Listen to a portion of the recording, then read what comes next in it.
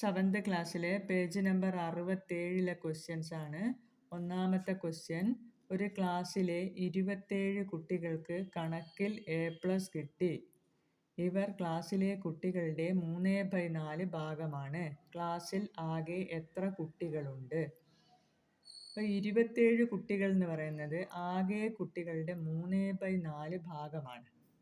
അപ്പം മൊത്തം കുട്ടികൾ എത്രയാണെന്ന് കണ്ടുപിടിക്കാൻ 27ൻ്റെ ഇത് തലതിരിച്ചിട്ടിട്ടുള്ള എന്താണ് 4/3 മടങ്ങ് എത്ര നോക്കിയേ.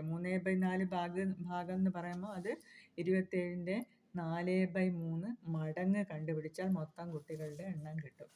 അതായത് 27ൻ്റെ 4/3 ഇവിടെ നിന്ന് ലഘൂകരിക്കാം.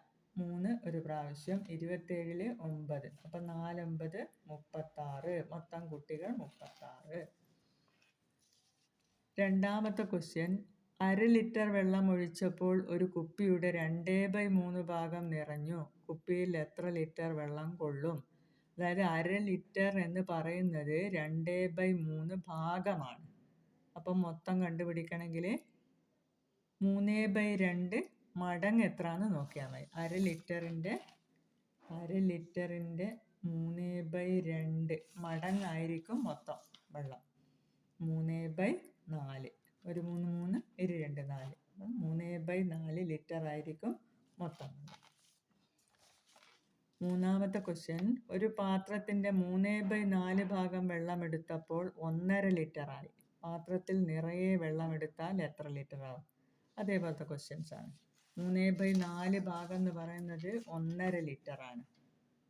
അപ്പോൾ 1.5 ലിറ്ററിൻ്റെ 4/3 മടങ്ങ് എത്രയാണെന്ന് നോക്കിയാൽ മതി. അപ്പോൾ ഇതിന് എന്താണ് മിശ്രഭിന്നമാണ്. 1 2 2 1 3, 3/2 ഗുണിക്കണം 4/3. അപ്പോൾ ഒരു 3 3, ഒരു 3 3, അപ്പോൾ 4/2. 4ൽ 2 എത്ര പ്രാവശ്യം പോവും?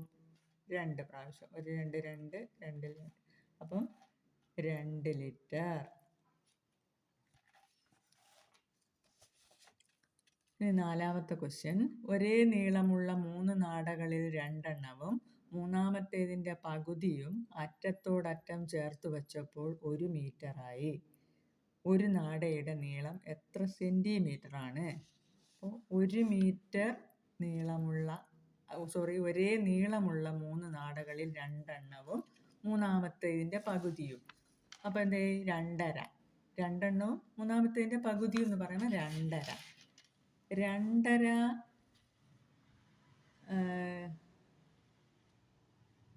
1 മീറ്റർ, 2.5 മടങ്ങ് എന്ന് പറയുന്നത് 1 മീറ്ററാണ്.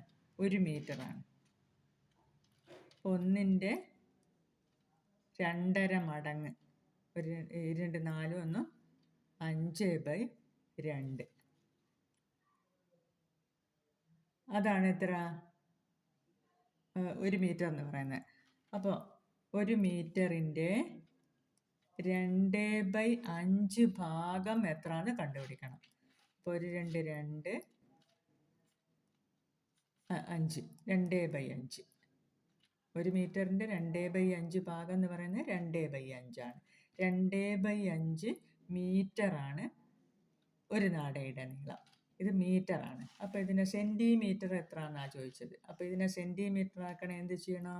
100 കൊണ്ട് ഗുണിക്കണം. അതായത് 100 സെൻറ്റിമീറ്ററാണ് 1 മീറ്റർ. അതുകൊണ്ട് 2/5 ഗുണിക്കണം 100. 5 ഒരു പ്രാവശ്യം, 100ൽ 25 100. 5 ഒരു പ്രാവശ്യം, 100ൽ 25 100. 2 4, അപ്പം 40 സെൻറ്റിമീറ്റർ. ഓക്കെ.